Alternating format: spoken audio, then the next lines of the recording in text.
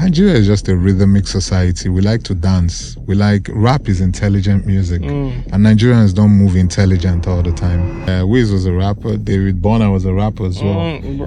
Yeah, so all three of them, the three kings.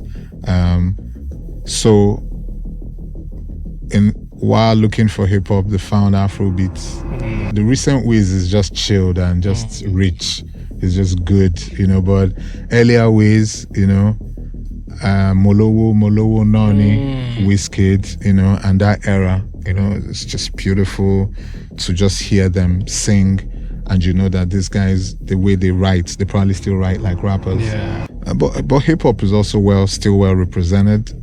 Still have some of the most finest and some of the most incredible MCs coming out of Nigeria. You still have an M.I. Abaga, you still have a Reminisce, you still have an Odumodu Black, you still have a Vector, you still have a Faust the Bad Guy, you still have a Fino. The list is endless. Absolutely. Yeah. Which is why it strikes me why hip-hop is not top of mind in Nigeria. Because if we have all of these incredible artists, you then begin to wonder why rap always plays second fiddle. It's never really top of the mind. Yeah. My last album was supposed to be my last album. Yeah. I never want to be that OG that, when youngins gather and they're like, yeah, I remember Kelvin. That year. God forbid. God friggin' forbid. Okay, it's another fabulous week right here in the Lahore studios. It's always incredible here. It looks beautiful. Everything that comes out of here sounds amazing. And every week we get you closer and closer to the happenings in the music industry. The good, the bad, the ugly, the beautiful, all the wonderful things that happened in the music industry. And this week would be no different from that. Kelvin Abi is my name. Some people call me the detective. Some call me the professor. But I like to think I'm Africa's #1 investigator. It's going to be incredible this week. And I'm particularly happy for today because we are in the presence of greatness. We have an icon in the building, okay? A living legend. I am so ecstatic because right here in the studio with us is the Oga boss himself, Illbliss. Welcome to the studio, my boss. Thank you very much. How are you? Very well, thank you for being here. It's always a pleasure to see you. Thank you so much. Thank you for having me on your show. Thank you very much. One thing that I found quite surprising, I found out your actual name is Tobechukwu, your birth name, Tobechukwu Ejiofor. Yes. What I didn't know before now is that Melvin is a part of that name, right? Yeah, that's my middle name. Yeah, that's my middle name. Kelvin is my name, so it's like, just the K and the M. Yeah, I feel like we're name neighbors. Yeah, it feels really good. I'm proud of that for myself, for having a name close to yours. That's my name. That's my government names. Yeah. Something else I think we have in common is the fact that I heard you used to support Arsenal. I don't know if you still support Arsenal, but I heard. Oh, I still do. Oh, you still do? Yeah, it's a lifelong sort of support. It doesn't quite quench. We've been through the darkest times of club history. So we're about to win the league. Oh, so this is a good time for me to come back because I stopped. You're going to come back, but you're going to always feel like a traitor. You're always going to feel like you left. Yeah. You left when things were, and but I tried. We've all been through 22 years of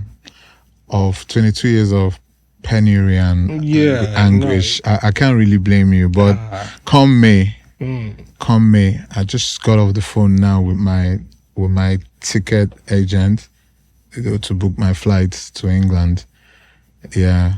I will be at the parade in North London. I just pray that the last 7 matches that we don't bottle it, like everybody keeps claiming that Arsenal is going to bottle it. But I think this season belongs to us in terms of the Premiership. Okay. I pray. So I'll be out there. I'll be in the parade with millions of fans across the world, and it will be so incredible. I can't wait. Yeah, I'm going to be here as a returnee fan. As a returnee fan, I'll be here supporting as well. That's interesting. You had a song one time that's called Port Harcourt. I don't know if you. Port Harcourt, yeah. Yeah, it also featured Dr. Baz, who I think is incredible. I found that surprising. Like, why? Like, was there a reason you had a song titled Port Harcourt? So I have incredible respect for PHCT and the amount of talent that they've contributed to the Nigerian music industry. From a Burna Boy to an Omale to Dr. Baz, the list to Ajibo Hustlers, the list is endless. So I was creating an EP. With a producer. It was a joint project that we were working on, and the producer lives in Port Harcourt. So I just felt it would only be proper to give credit to the city where, like I have so much respect for, So Port Harcourt has always also produced legends like Duncan Mighty. Absolutely. Frank Dinero. Its list is endless. Timaya also has some history with Port Harcourt as well. So in as much as from Bielsa. Absolutely. So it's just beautiful city, absolutely vibrant, very talented. Yeah. So have you been there recently though? Oh yes, I have. I was there in December. I was there in December. I go to Port Harcourt quite a bit. Which means you enjoy the bole and fish as well, do you?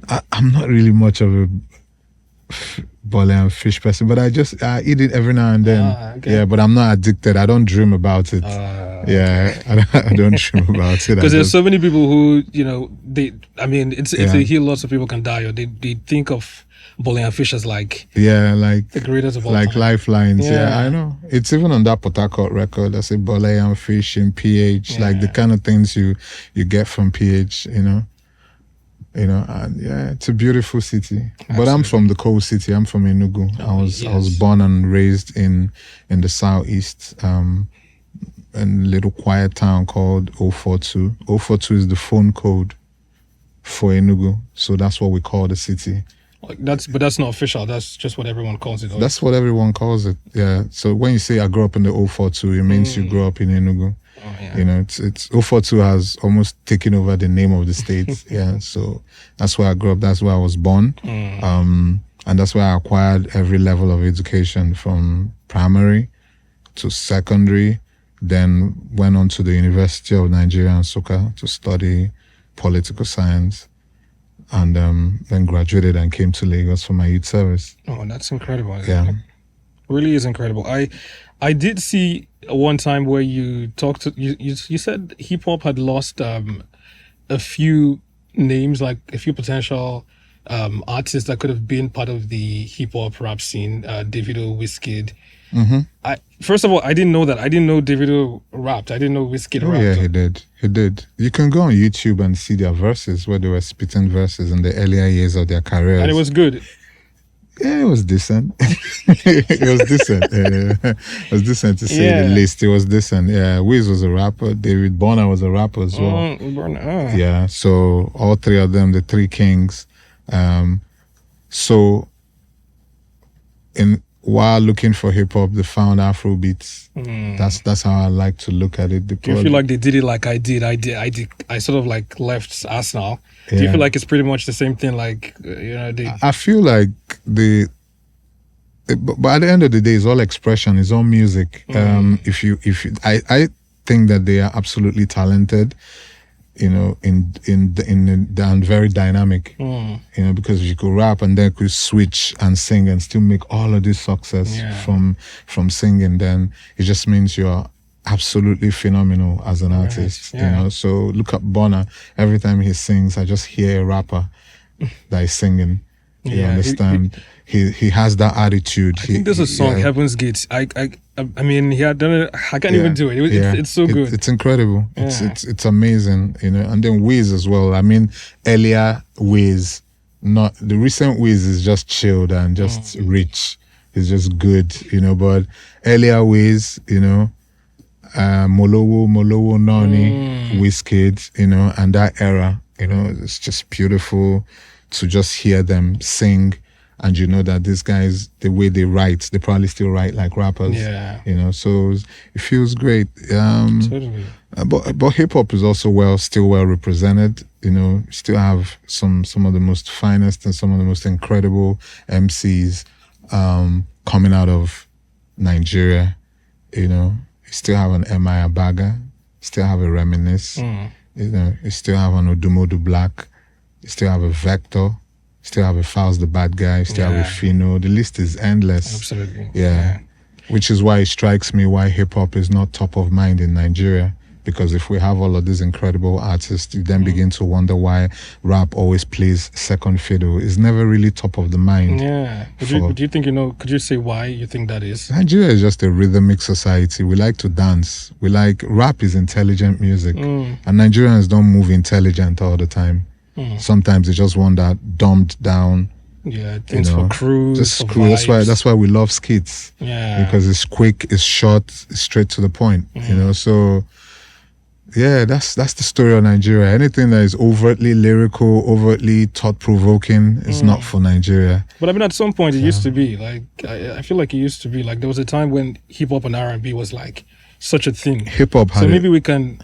I think we could go back. Hip-hop had its moments. I wonder if it's ever going to go back there. Or sometimes you get into the club and you'd hear Sauce Kid, then you hear Neto C, then you hear an Ikechukwu, then you'd hear a Rugged Man perhaps. And we had a lot of rappers then, and all of a sudden it just felt like, the tides just changed. And everybody just started checking out for the new vibe, the new wave of music, which is Afrobeats. But hip-hop music bettered Afrobeats. If you look at the Afrobeat artists very closely and look at how they dress, look at the attitude they carry, look at how they collaborate, look at everything about their brands, it just reeks of hip-hop culture, so... I totally see that. But I'm excited for what's going on for Afrobeat, and I hope we can still keep the momentum going. Absolutely. Yeah. But for sure, I definitely miss how things used to be. And I wonder if you do as well. I know if there's one thing I noticed back then, whenever artists were to put out like an album, there would be like an album launch and everyone would gather, it would be like performances. I don't think that happens anymore. It still does. That people still have listenings. They have listening parties. Yeah, they have listening parties and all whatnot. I think that still happens. It's the way the album launches used to happen back then, I used to know that people would be bringing out money. I'm launching this album with 10 million, with 50 million. Now people just gather in a restaurant or gather in a lounge and just listening, and it's a vibe session, but it still has a lot of media. You understand? So I don't think it's changed much. I just think the Gen Z takeover changed a lot of things in music, you understand? And they're doing things differently from the generations, from the millennials, so it's just a different time. Yeah. It's a different time. And I like to tell a lot of my friends that from my era that you need to also evolve or die. Evolve or die. Okay. Yeah, it's very crucial. Because I was going to ask if you actually like these changes so far, or would you say you prefer how things used to be? I know that back then as well, people would take songs to Alaba. Yeah. Would you say those processes were easier? The truth is, no, that was a tough era in music. Those were the formative years of the music business. The years that birthed everything that you're seeing today. So we needed to crawl for us to be able to walk, and then for us to be able to fly. Yeah. Alaba Market was distributing music for Nigeria and for Africa. Like, you needed a marketer. You needed to go to Ojo. You needed to get on a bus and go all the way to Ojo and sit down, find a marketer, discuss with the marketer, broker a deal with the marketer. Then the marketer would print some of your music, would print thousands of CDs for you, and then distribute it to all parts of Nigeria and Africa. That's how you could get distributed. Okay. This is pre-Apple Music. Yeah. This is pre-Spotify, pre-Audio Mac. None of these platforms existed at that point. Very little social media. So was it with money? Would you go with money and give them and say, hey... No. Your music needed to catch their attention. And if it doesn't, they could turn you down? They will turn you down, 100%. They turned so many people down. First time I went to Alaba, I got turned down. I can't forget that trip. I went to Alaba in a bus. I got to Alaba and went to see a marketer called Obino. Yeah. So, and Obino then was distributing Flavor's albums, Megaro's albums, and quite a number of albums. And then, then that was also the VCD era. So they were distributing a lot of films, gospel music, and so on. So I went in there and went to his shop, and you know, and he listened to my music, and it was rap, it was hip hop. So he listened to it, and I was asking the shop boys, you know, in Igbo, what it means is, what do you guys think? Is this one going to sell? You know, and the shop boys were like, yo, this is mad. We love it. We love it. But he now asked again, as in, and he was eating. He was eating abacha and fish. He wasn't even looking at me. He was just left me in one corner. What? And then the shop boys were like, you know, but you know, rap is slow. It's a slow sell. You understand? So we're not really sure. Then he turned to me and was like, now his hands are so full. Maybe I can try someone else.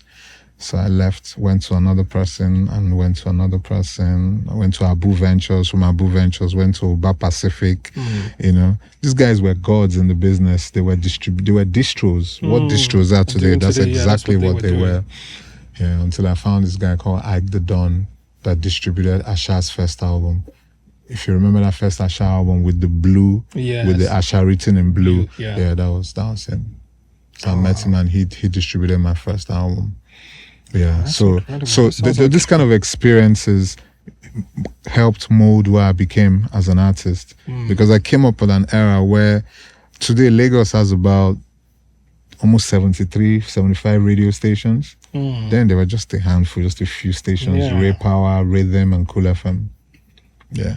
So, and you go from station to station trying to sell yourself to the presenter, trying to push, trying to just be seen. It was a tough time. I honestly thought it was easier. I don't know why I imagined it was easier. There's no way it would have been an easier time. It was a tough time. Tough time. The only reason I thought that was because I feel like right now there's so much competition, like so many artists, so many. Yeah. So I don't know, maybe that's why. But when everything I've heard right now sounds really. But you know, you can blow up now without having to. You can sit at home and make music and push it to TikTok, and it will explode just in the comfort of your home with a laptop. It was difficult. We didn't have enough shows. Hip hop didn't have respect. People didn't look at it like a proper genre in Nigerian music. You understand? It's just, hip hop has just always had to fight for its position in Nigeria. You know, and to think that we love rap, and we have a lot of rap fans in Nigeria. So these were the formative years of the business. Things changed. Technology came in as well, and got rid of Alaba. You know, so Alaba doesn't exist. I hear all those guys sell phones and phone parts now. Oh wow, that's what they became. And before then, those guys were furniture sellers. Before the CD period came, these guys were just traders, trading in everything: clothing, textile fabrics, house hold items and stuff, until one or two of them decided to take a gamble on music. And they took a gamble and music exploded, and they moved to music. And now they've moved to something else. You know, they're traders. They're always going to figure something out. They will always keep figuring it out and muffin. So yeah. Interesting. Okay. We're going to talk some more about music, but here's a little thing I'd like to do. This is like an investigative thing, right? So your birthday was like 30th December. Yes, it was. Yes, and you posted a photo. It was fresh, you know. It was in black and white, glasses. It was really dope. And here's what I found. I found one comment that stood out. Okay, a lady who goes by Cecilia said, "My man crush, happy birthday, sir. Keep winning." Do comments like this make you feel some type of way? I mean, you're married and kids. I am. How do you handle that? 2 kids. No, it's fan reaction. The fan will probably tell the same thing to 1,000 other artists. They're probably crushing on more people than myself. So, but it just feels good. It feels good to know that people still see you worthy to be their crushes, and worthy enough. Just also try and crush on my music as well, as you're crushing on me. So I mean, it's a privilege to have a fan. You know, I come from an era where you had to fight for every single fan. You had to work and convince people and outperform everybody. You know, it was so now people have fans easy. You just put your stuff out on blogs, put your stuff out on radio and everything, and you already have fans. So I mean, it feels good. It feels good to know that, you know, some female appreciation is always incredible. So thank you, Cecilia, wherever you are. Okay. Another photo I got to see, this one had you were standing behind what seemed like it had batteries, like car batteries and tires. Oh. I wonder if that was like just for the aesthetics, or because some people in the comments said that that's like one of your ventures. Yeah, I'm a businessman. I'm Igbo now. Yeah. Where commerce, there's commerce is in our DNA. So when we hustle from a sense of trying to achieve and trying to multiply your income streams. So that's exactly what I do, So I have businesses that if I told you about, you probably just not believe it. But you could tell me. Yeah. I like to keep it quiet. Okay, I like to just keep it quiet and just take my losses or my wins, from those businesses. But I mean, I'm just learning. I'm also learning trade and how to divest your income and how to keep eating and winning outside the music and entertainment space is something that I took a decision to do some years back, and it's growing step by step. Oh, that's awesome. So those are spare parts. Those are battery shops and everything. So a couple. Oh, that's awesome. A couple here and there, because every car needs a battery. So totally. Okay. Something else that I got to see. I know you said something about political science, but I got to see that you worked at a bank before. Oh yes, I studied political science and psychology, like combined social sciences, and came out and joined a bank.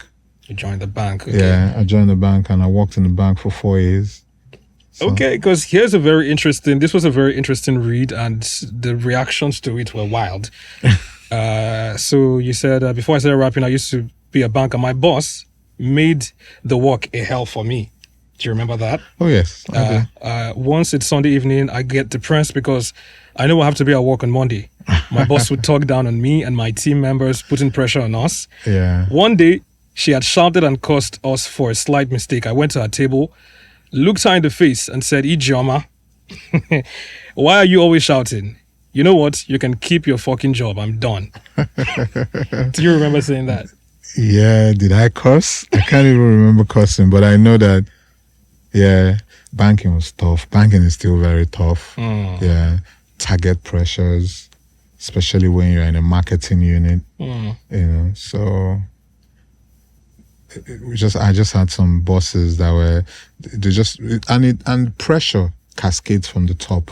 So when you go as a group head and you have meetings with the board, and they're screaming at you like, we need to do better. You need to drive your unit. When you come downstairs to us, you pass the same pressure to us. Right. You understand? So it's nothing personal. It was just on the job. But banking almost broke me. I was never really happy. I mean, I was doing well. I was changing banks. I was moving from one bank to the other, and, as you move up your cadre. Yeah. You move up your position. Yeah. So I went from a trainee banking officer to an assistant banking. No, I was never even an assistant banking officer. I moved straight to a banking officer. Then from there I became a senior banking officer. Then from there I became an assistant manager. So yeah, I've run branches. I moved from commercial banking to oil and gas to retail banking to treasury. So many units. That's interesting. That's how I look at music as well. I look at music like a balance sheet, profit and loss, in and out, what's coming in, what's going out. That's how I look at all my businesses, so that you can keep it moving. So here's what Henry said in response to that, though. Henry said, at some point you should go thank Ijoma for coming your way as your boss at the time. She actually made the job frustrating for you. Too bad, but that made you see clearer vision of where you were supposed to be today. So one of these days, go and thank her for being that way. Do you think I don't even know. I've lost touch with a lot of people I used to be in banking with. But yeah, I should look out for her. I should. Really? I haven't even thought about it. Yeah, but these are the things. He's right. These are the things that pushed me and pushed me to try and find my calling. It's very essential that you always find your calling. Yeah. So that even when it is tough, even if it's in your tough era of your calling, you can still stay in it because you know that it's going to lead you somewhere. Right. Yeah. Obina said, I will follow your steps soon.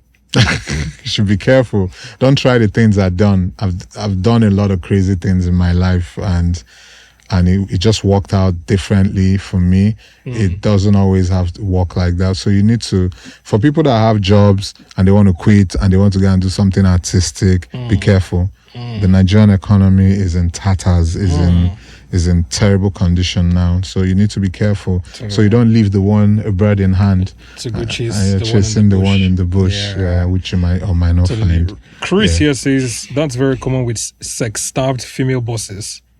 Because when a woman gets good orgasm frequently, she becomes very happy. No comments. No comments. Which platform did you find all of this? Well, as I said, the detective, the investigator. Yeah, you're quite a detective. I'd never seen these comments in my whole life. Like, I never even knew people reacted to it. Oh, people did. Yeah. One other person whose name is... part of his name is expensive. He said, now I understand why Illbliss keeps saying bank alerts. Oh, yeah. The truth about it is my brand is built around prominence. It's built around being a hustler. So if I don't talk bank alerts, who will talk about bank alerts? Right. So it's music for hustlers, music that pushes you to, gives you resolve to make it. Yeah. You understand? And I'm always on that. I'm always like that. That's my vibe. So, it inspires a lot of young people to just be bosses, to just be entrepreneurs. Go get it. Sorry, go secure your bags. Yeah. So, but I talk about a lot of other things though. For sure. If you've listened to my albums, you know how I'm a very diverse artist. There's so many things I can talk about because I'm from the album era. I'm not a singles artist. Yeah. You can almost, if you see a single out, it's on an album, it's coming out. So that's how I am. So I always curate my albums and drop them. Curate, drop. Speaking of albums, I saw that you listened to an album from Kanye West recently. Interestingly, the title of that album is Bully. And I know you have a song titled Bully Them. So when are you suing Kanye West? I wish. No. It's Kanye's was once one of the artists that inspired me, a lot. But inconsistencies and behavioral patterns, several meltdowns, psychotic, conversations and opinions, and it's just a lot of things. It became too much for me. It became just too much, and I just gave his music some gap. I don't think I've listened to Kanye West since the Graduation album. So I started with College Dropout. From College Dropout, I listened to Late Registration. These albums helped shape who I became in music. Then from there, we moved to Graduation. And then from there, the music just went downhill. I listened to a bit of his music when he was making gospel music as well. So when this album came out, I said, okay, you know what? I'm just going to listen. Let me give it a try. And the production is incredible. Kanye is one of the greatest producers of all times, not just in hip hop. Diverse, diverse producer, diverse artist. It's just too controversial for me. And I'm not a controversial artist. I just wonder why he says the things he says. Just get it. Maybe it's just for attention. Maybe it is. Maybe it's just for attention. Maybe that's what keeps him going. Totally. Yeah. Okay, here's this part now. You have, first of all, your catalog is incredible. You have so many songs that are iconic. Thank you. I can't even count. Thank you. And I feel like this is going to be hard for you to do because I'm going to mention a couple of your songs and I want you to try and, rank your top 5. That's hard though. I know, right? I know. Even for me, it was hard. Difficult. Okay, well, let's go. Okay, so the first song, Eminibola. Ooh. Eminibola is number 5. Number 5. Number 5. Okay. Yeah, number 5. Bankalats. Number 1. Okay. Number 1. Okay. That's a big record. Yeah, that's absolutely. That's also one of my personal favorites. 40 Feet Container. Number 4. Number 4. Number 4. Okay. I didn't see that coming. This one featuring Babanla. No, that's not my record. Oh, okay. That's not my record. I never made music with Two-Face. Oh. All right. So we're going to cross that one out. So cross it out. There is But why? Boy is my that new name, song. That name always. Boy is gunshots. I just hear boy. You know, like when you boy. Oh, I always read that as but why. No, boy is it's just. I needed a crazy name. Yeah. I just needed a crazy name to just, like reintroduce myself in the game, and I didn't want to call it gunshots. Right. So and the chorus is I just hear Obuenekenegi means the hood is hailing you, the hood is blessing you. Oga boss, Godfather, So that's yeah. So is not on this list. It's not. It's there. But it has to be on another list. Yeah. All right. What about Red Caps? Oh, Red Caps is also not on my top 5. Okay. Have you run out of songs? Okay. A few more. Peace of Mind featuring Fave. Oh yeah, that's number 3. Number 3. Yeah, okay. That's number 3. Oga Boss. Let's see. That's number 3. I think I've run out. I have a lot. Alhaji. See, I'm counting my money, so I can't hear you with Runtown. Has to be number 2. Yeah, has to be number 2. And I have too many songs. They have too many. I'm looking at this and I'm like, oh Do my you know God, what? this is a friend of mine told me to stop releasing music, that I should just go back and reissue my former records. Like reissue them and just bring them back again, because some of them came way ahead of their time, and maybe the audience is ready for it now, but I just keep going. I just keep recording, because I'm always fresh with ideas. So I record, I drop it, push it, I move to the next one. That's awesome. Speaking of fresh ideas, I heard you have an album coming out pretty soon. Yeah. It's titled GMYK. GMYK, yes. God made you king. God made you king. God made you king. Yeah. That's incredible. So what do we expect from this album? Classic Illbliss. Classic Illbliss. Classic Illbliss, man. Some of the songs are... Some of the songs... I looked at that track listing yesterday night and I'm like, do you even really need to still put out an album? Do people care for albums? Should you be bothered? Do the fans want to hear? Do they want to hear from you again? Do they, are you sure you're not an OG that has run his course and and then I laughed. I'm like, nah, this is coming out. Is coming out. Yeah. It's an album that, my last album was supposed to be my last album.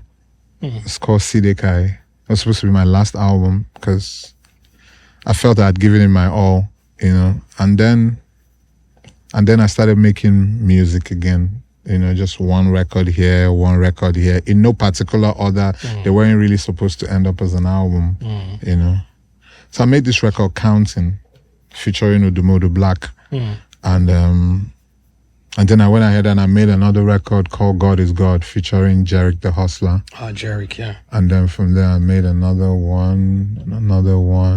I made Bondola with Ice Prince. And I'm like, nah, you got to put these things together. You can't be dropping them as singles. Yeah. So I just decided to put it together. And I was just asking, what am I going to call this album? And just said GMYK, God Made You King. It's 11 songs, short songs. I'm not making 16, 17 track albums anymore because attention span is so short. These days, nobody's really listening. The records are 2 minutes plus, nothing too long. Yeah. So GMYK is coming in May. I think tentatively it's May 1. I'm not so sure. I'll speak to my aggregators. Okay. See, these days I rap because rap makes me happy. Like hip hop makes me happy, and it's a side of me that, it's very important for me. The music is still very important for me. And I hope the younger audience, I hope the keen, I hope they'll find something that would touch their soul one way or the other in my music. But I never want to be that OG that, when youngins gather and they're like, yeah, I remember Kelvin, that year. That year. God forbid. God friggin' forbid Never. Not under God's watch. Right. Yeah. So I'm always going to be that dude. Oh, it's clear. It's clear. And I try to make sure that I just keep reinventing myself, which is why I feature the artists that I feature. Yeah. You understand? So that you can keep it fresh, connect with their audience, and connect with whomever wants to connect with you, as well as your older fans. Yeah, so that's where I am. GMYK is coming. Okay, yeah, it's coming. I'm looking forward to that one. Yeah. All of the collabs, every part of it. I want to dive right in as soon as that Thank comes out. Thank you. The very final thing I would have wanted to ask is, because I know that you're one person who wants the progress of the country, and I understand that there are things that are happening that lots of us are looking at and saying, "Oh my God, this isn't great." So a part of me wonders if you could give like an advice to the people that are in a position to make things better, make things right. What would you say to them right now? The people that are in a position to make things better in Nigeria don't give a flying fuck. Sorry to curse. I'm sorry for my French. About what's really going on in Nigeria. They are insulated. They're operating in a different ecosystem. They're absolutely disconnected from the massacres in Jos and up north, to the abductions and kidnaps going on around the southeast, to generally the insecurity going on in Nigeria, to the plight of the average guy on the streets that nobody really cares for, nobody has data on, nobody has, It's an absolute disconnection. The government, they don't care. Their kids are not here. Their kids don't school here. So if teachers were on strike for 2-3 years, they wouldn't really be concerned. The medical system is a total mess.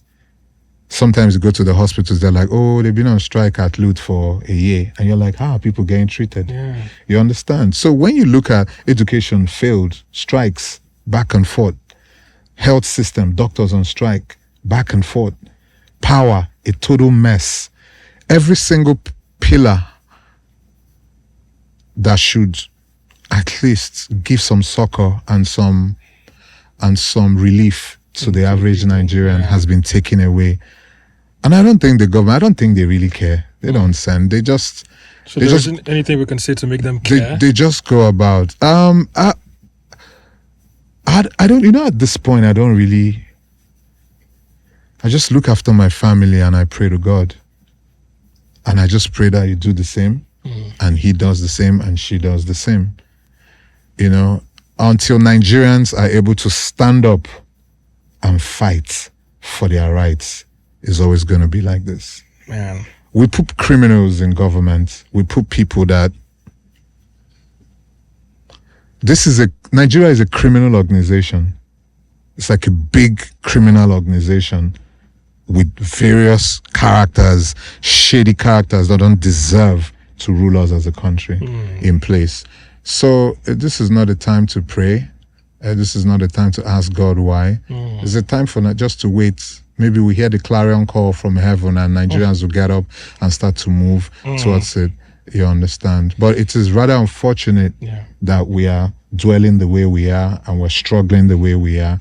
And I just don't feel empathy from governance.